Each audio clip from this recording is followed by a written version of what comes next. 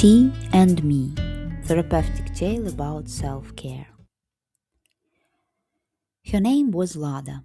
She grew up early, not because she dreamed of it, but because someone always had to be the strong one.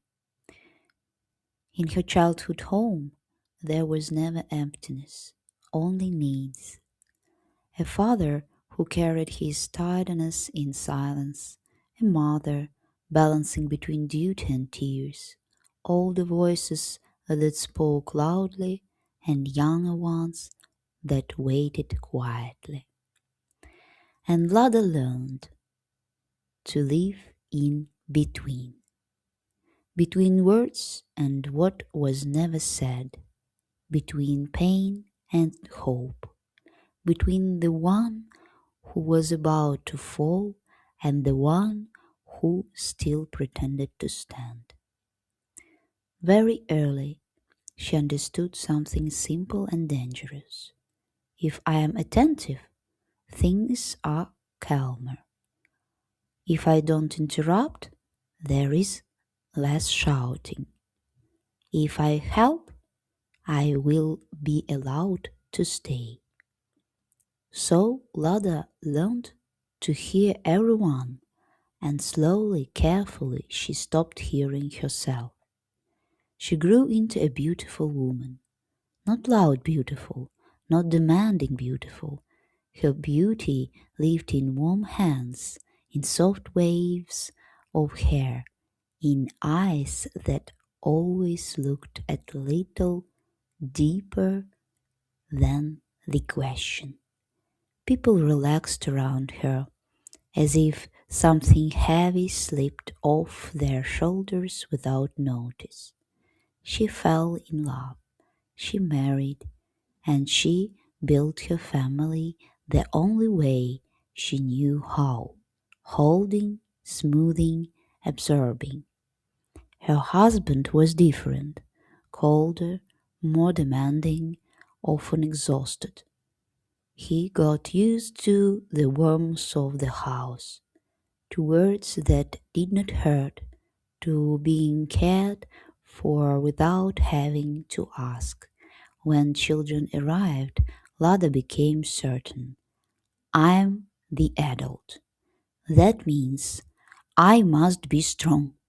I must wake up first.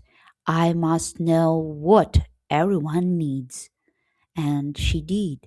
She noticed who was cold before they shivered, who was tired before they spoke, who stayed silent just a little too long. At first it was easy, natural. She threw blankets over shoulders, she brewed tea when conversations grew hollow.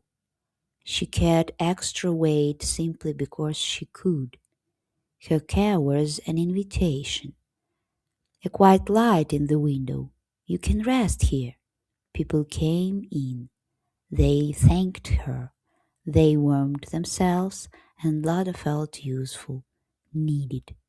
She did not notice how, little by little, she disappeared from her own life. With time, a care stopped being a gesture. It became a role, a function, something expected, something assumed. If Lada didn't call, people were surprised. If she didn't help, they were hurt. If she was tired, they were disappointed.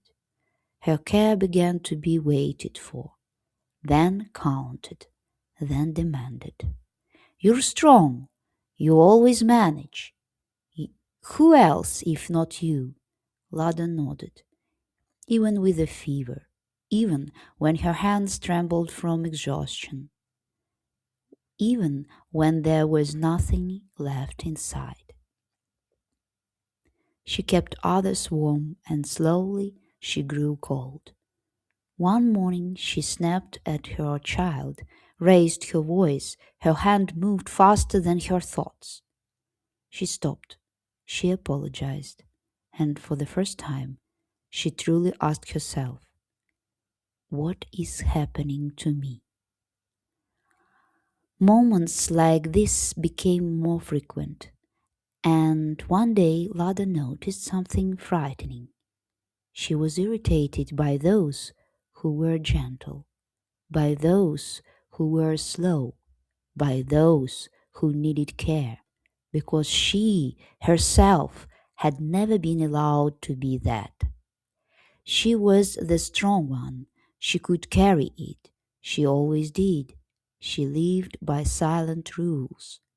Love means being useful. Closeness means enduring. Worth means being needed. One evening, Lada walked into the kitchen. The house was empty.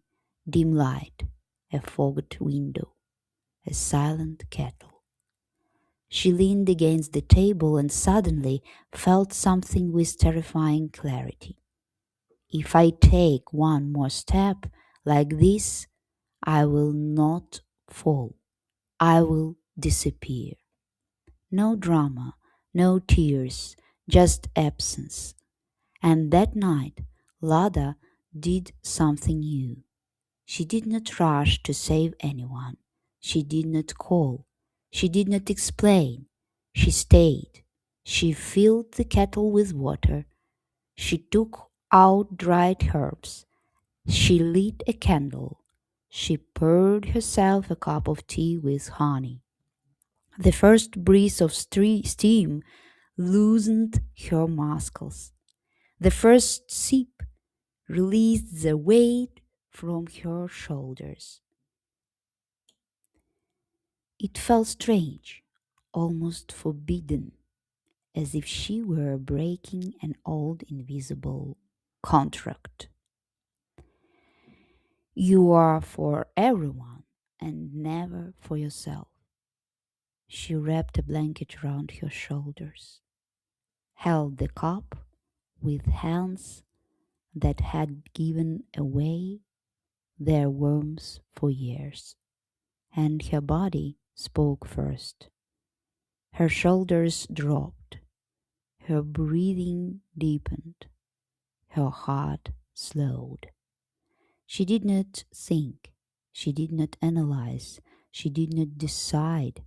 She simply drank her tea, and in that ordinary action, something healed. A permission to be alive, to be tired, to be weak, to be here for herself. I am allowed, Lada thought. I do not have to disappear to keep others warm. Silence arrived. Not empty silence, but the kind that holds. And inside it, she finally understood. Care is not giving everything away. Care is staying present without vanishing. Care is helping without erasing yourself. Care is knowing when to stop. From that evening on, Lada did not become someone else. She simply returned to herself. And now, whenever she pours tea, it always begins with her. If you are reading this and feeling tired, perhaps you don't need a solution. Perhaps a cup of tea is enough and permission to pause. Care remembers the way back, and it begins with warmth in your hands.